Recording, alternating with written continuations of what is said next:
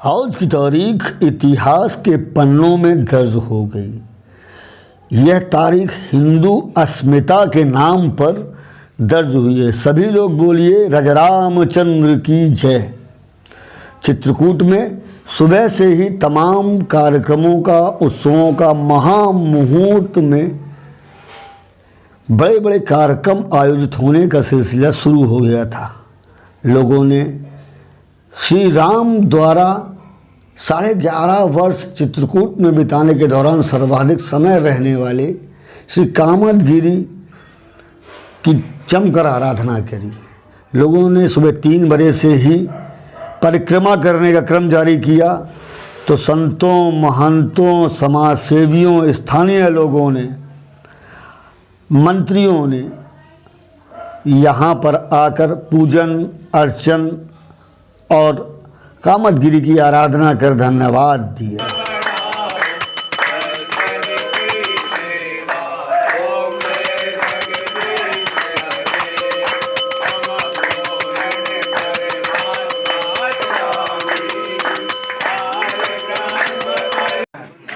तो कल हम लोगों ने परिक्रमा पथ पर और चित्रकूट में सभी जगह संपर्क किया। तो अब दीपक मिट्टी के उपलब्ध हैं कि नहीं, तो आटे की लोई बना करके दीपक, तो ऐसा आह्वान किया कि कम से कम 51,000 दीपक यहाँ जले परिक्रमा में और पूरे चित्रकूट में। तो सब लोगों में बहुत उत्साह है और आटा हर जगह उपलब्ध है, सरसों का तेल उपलब्ध है, कपास उपलब्ध है। आज किस तरीके से शुरुआत की गई है? आज सवेरे हमारे आदरणीय मंत्री जी के नेतृत्व में कामतानाथ जी का पूजन हुआ। यहाँ के आराध्य देव तो वही हैं। रामघाट पर भी सब दीपक जलने वाले हैं और वास्तव में असली दीपावली यानी हम सब भारतवासियों के लिए जो राम जी को अपना आराध्य मानते हैं, अब उसमें उनका धर्म संप्रदाय इसकी कोई बात नहीं है। जो हमारे पूर्व पुरुष है, पूर्ण पुरुष भगवान राम, उनका मंदिर जो इतने 500 से अधिक वर्षों तक संघर्ष चला, इतने बलिदान हुए और इतने दमन और सब के बाद यह मंदिर बन रहा है हर भारतीय के लिए, और यह बड़ा एक सौभाग्य का क्षण है और वास्तव में ही आज दीपावली है। इस कार्यक्रम के बाद दोपहर को जब मोदी जी अयोध्या में श्रीराम का पूजन कर रहे थे तो चित्रकूट के प्रमुख द्वार पर भी जगतगुरु राम स्वरूपाचार्य व उनके भाई संत मदन गोपाल दास ने भी कामदगिरि की शिलाओं का पूजन किया। कहा जा रहा है कि यह शिलाएं अयोध्या पहुंचाई जाएंगी जहां संग्रहालय में इन्हें रखा जाएगा।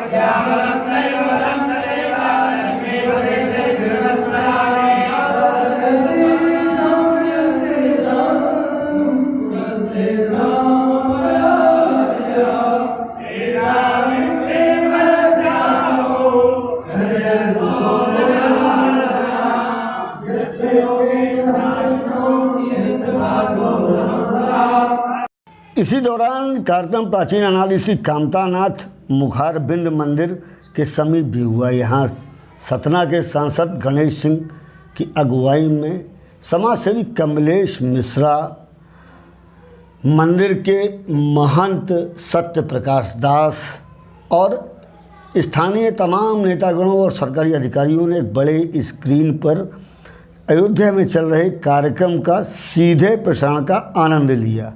इस दौरान सांसद कई बार आनंद उठाते हुए भी इस कार्यक्रम का दिखे और जय श्री राम के नारे भी लगाते रहे। वहाँ पर भूमि पूजन का कार्यक्रम समाप्त होने के बाद सांसद और स्थानीय लोगों ने शंख, घंटा, घड़ियाल, घंटियाँ बजाकर अपनी प्रसन्नता भी जाहिर करी। कार्यक्रम के समाप्त होने के बाद कामतानाथ मंदिर में इन्होंने पूजन अर्चन और आरती करी। इसके बाद कामदगिरि मंदिर के जस्ट पीछे साइड में पारिजात के पौधे का रोपण भी हुआ। यह बात अलग है कि कार्यक्रम के बीच दौरान बिजली चली गई और काफ़ी देर तक बिजली नहीं आई। सांसद ने अपने एक मित्र से उनका मोबाइल लेकर और मोबाइल पर ही काफ़ी देर तक सीधे प्रसारण का आनंद लिया।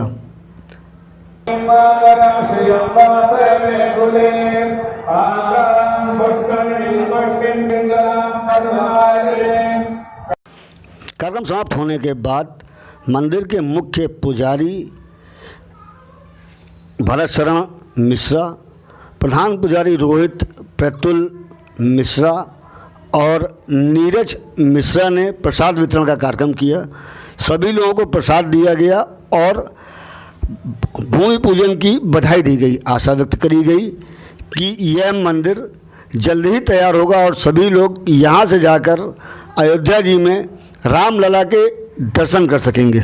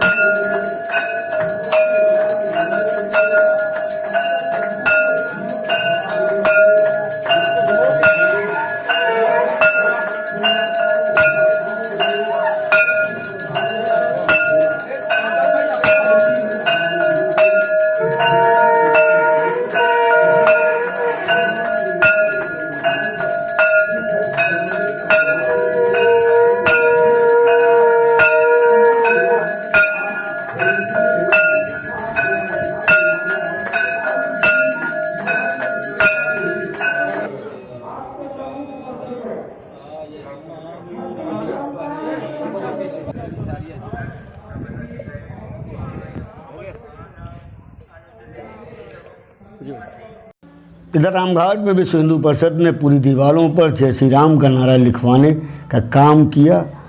देखकर यह नारा लोगों को उत्साह दिखाई पड़ रहा है।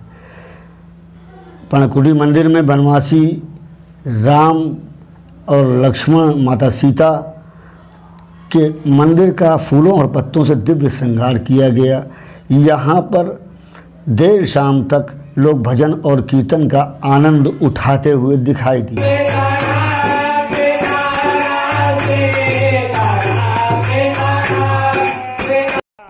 अब हम आपको दिखा रहे हैं अयोध्या से सीधी मंगाई हुई तस्वीरों को, जहां पर हमारे प्रधानमंत्री नरेंद्र दामोदर दास मोदी ने हमें वह गौरव का, वह खुशी का, वह उत्साह, उमंग और उल्लास का क्षण दिखाया है जिसकी प्रतीक्षा पिछले 5 दशक से ज़्यादा से पूरा हिंदू समाज कर रहा था।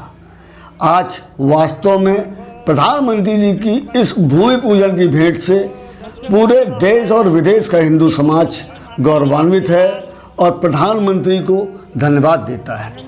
अब आपके सामने एक सवाल उठ रहा होगा कि आखिर पिछले 3 दिनों से जो रामार्चा का क्रम लगातार अयोध्या में चल रहा था वह है क्या।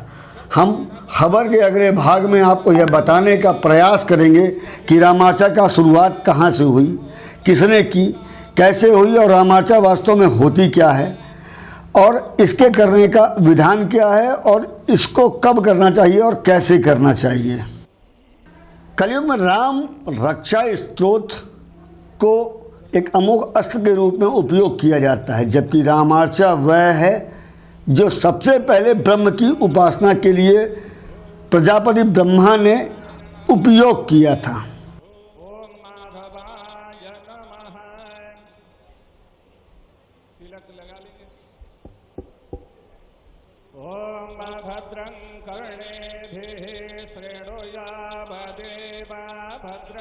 पश्येमाक्षभिर्जत्राः वीरैरङ्गै स्वस्त्वभागुस्तनोभिर्व्यसेमहि देवहितं जदायुः।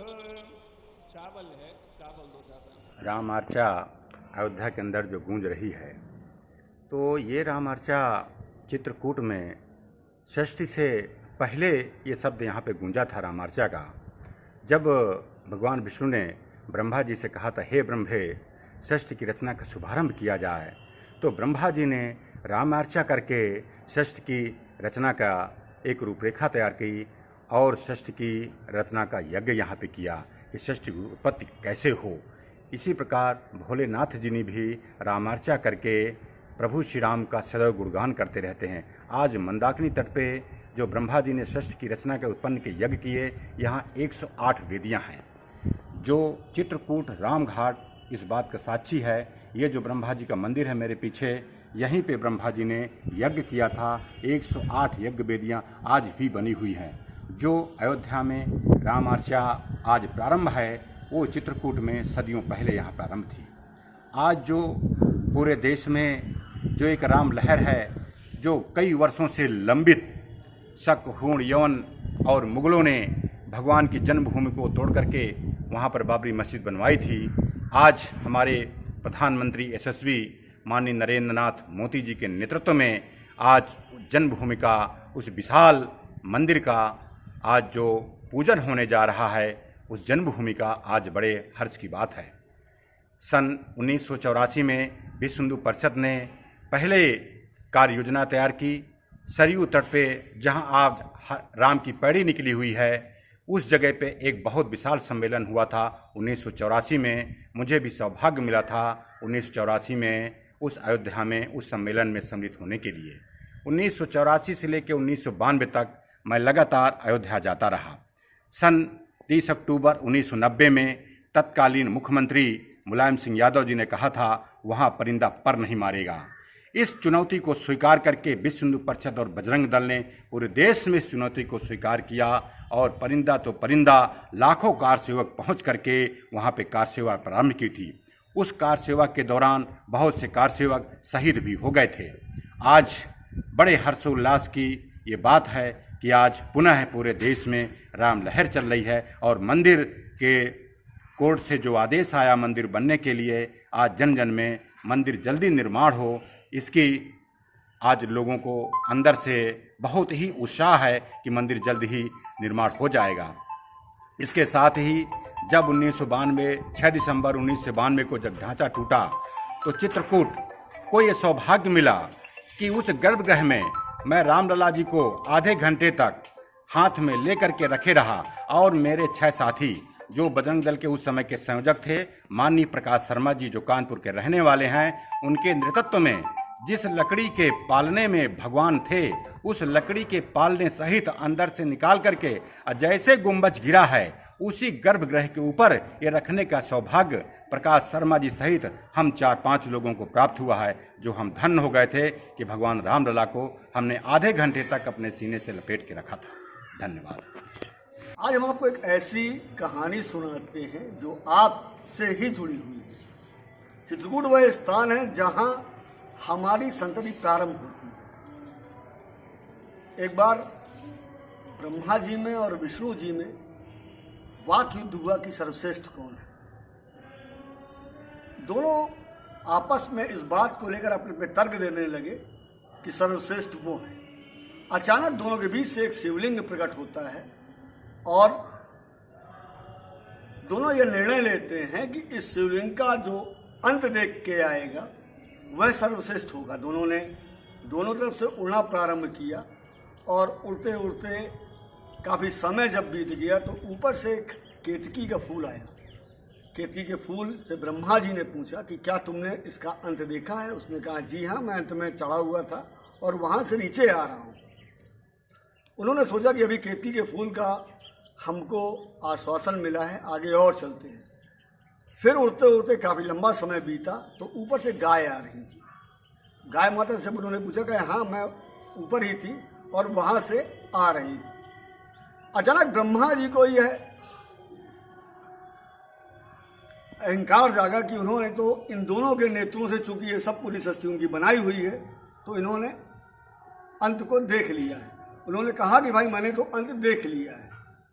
अकस्मात वह शिवलिंग फट गया, उससे महादेव निकले और अत्यंत क्रोधित स्वर में उन्होंने कहा कि ब्रह्मा जी आपने झूठ बोला है, आज से आपकी पूजा पूरे विश्व में कहीं नहीं होगी। इस बात को सुनकर ब्रह्मा जी बहुत दुखी हुए और उन्होंने अंतर्नाद किया और भगवान विष्णु और भगवान शिव की आराधना स्टार्ट कर दी। आराधना स्टार्ट होने के बाद जब महादेव प्रसन्न हुए तो उन्होंने कहा कि आपका जो दोष है, जो आपने पाप किया है, उसका निवारण सिर्फ ब्रह्मा मेरे पास नहीं बल्कि विष्णु जी के पास है। वो विष्णु जी के पास गए। विष्णु जी ने उन्हें सृष्टि के आरंभ की रचना करने का आदेश दिया। रांग एक ऐसा शब्द है जो राम के लिए उपयोग में लाया जाता है, जबकि रांग अनादि शब्द है। जैसे ओम है वैसे रांग है।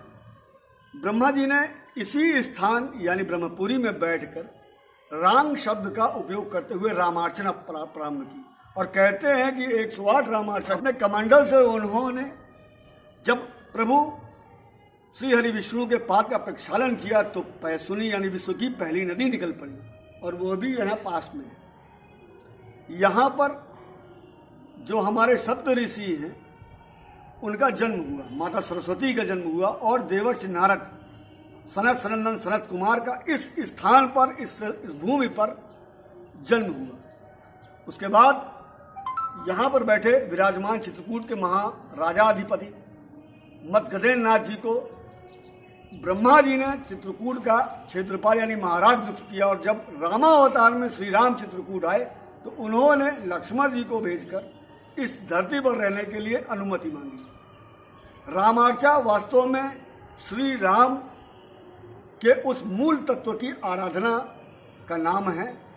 इस मूल तत्व में 4 आवरणों में श्री राम तत्व की आराधना की जाती है। अंतिम तत्व में राम जी के वैवस्त्र मनु से लेकर लौकुश तक के सभी 45 पीढ़ी के जो इनके शासक हुए हैं उन सभी की आराधना की जाती है, क्योंकि अवध की सत्ता एकमात्र सत्ता ऐसी रही जो कभी छरित नहीं हुई।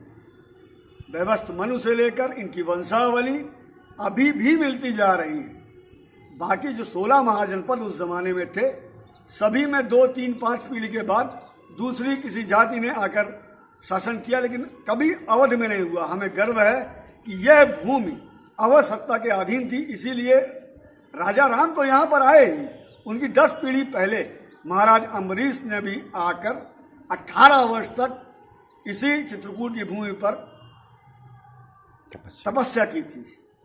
आज हमारे रामलला को उनका वास्तविक स्थान यानी मंदिर मिल रहा है। चित्रकूट में अपार खुशियां दिखाई पड़ रही हैं। आइए हम भी आपको ले चलते हैं साथ में खुशी मनाने के लिए।